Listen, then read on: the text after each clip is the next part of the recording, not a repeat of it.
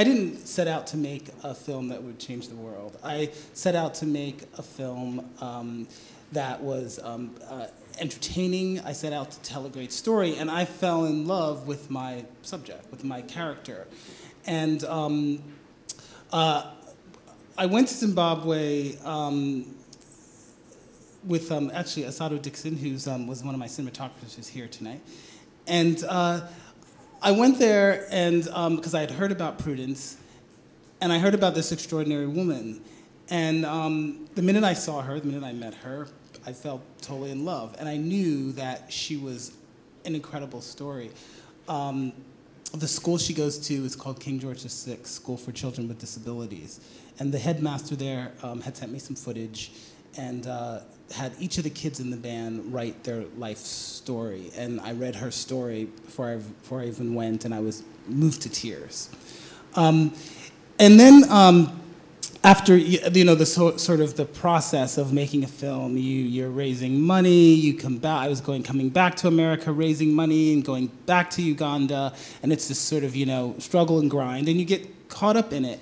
But what I wanted to do was I wanted to humanize Prudence and her band because when I first went to Zimbabwe and I saw Prudence, I was sort of taken aback. I didn't know how to sort of look at her. I didn't know how to deal with a disabled person, and so I had to get over my own prejudice. And as I did, I got so comfortable with them, and I realized they're teenagers like anyone else, and I wanted to show that side. I wanted to show them dating and laughing and making fun of each other and joking around and what their lives were really like. And I think that went such a long way in actually changing the perceptions of the way people view people with disabilities.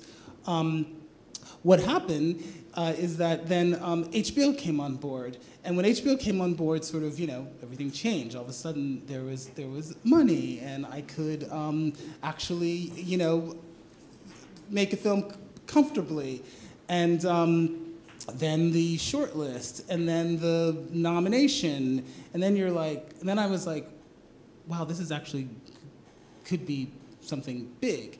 So I wasn't prepared, and the day we got the nomination, I didn't even have a website. So I had to rush. I had to figure out. I had to quickly. We were running around trying to figure out. We had to build a website in a number of days, much less an outreach website, and. But we got our act together. We were and got the website up and running, and then the Academy Award. The week of the Academy Award, our website had 500,000 hits. Every disability organization seemed like in the world was contacting me, and they wanted to screen the film. They wanted to and just regular audiences, just people who watch the Oscars. They wanted to know how could they get involved, how could they engage with disability in the developing world, and I was sort of drowning. I didn't know what to do, and the fledgling fund, Diana, threw me a life raft, and I put together a campaign sort of after the fact, after the Oscars, and what I did was I brought Prudence to America.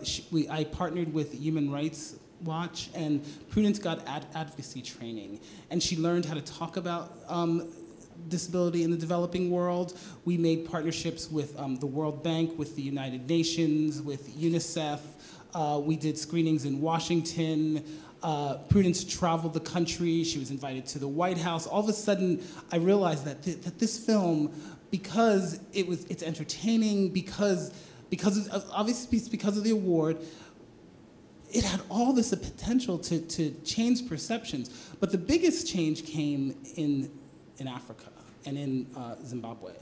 And when Prudence arrived, after the Academy Awards, when Prudence arrived back in her country, hundreds of members of the media were waiting for her, thousands of fans.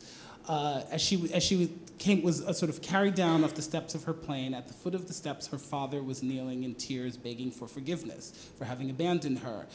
She was put into a Rolls Royce, whisked away to City Hall, where she made an amazing speech that came out of her training about how Zimbabweans needed to change their perceptions of the way they view the disabled, how every disabled child is wasted potential, every child that's lying in a hut that's forgotten about is wasted potential. And she was brought to the capital, to Harare, where both members of the opposing parties and the vice president of the country hosted a huge event for her. Mugabe even invited her to dinner.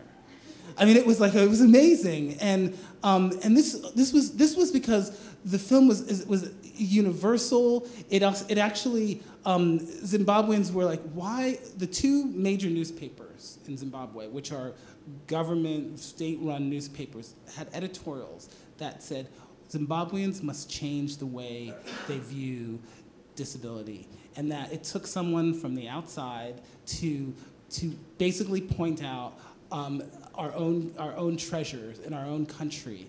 And she opened a dialogue. And Prudence today, just a few months ago, was named the first disabled Goodwill ambassador for UNICEF. And she travels the world now talking about disability, and the impact is that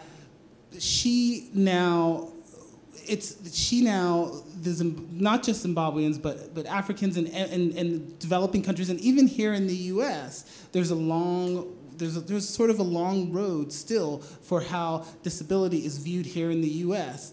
And she sort of broke down those barriers with the power of the film and the popularity of the film, but it was a learning curve for both of us. And going into my next film, which we'll talk about later, I learned of valuable lessons about being prepared, because I was unprepared.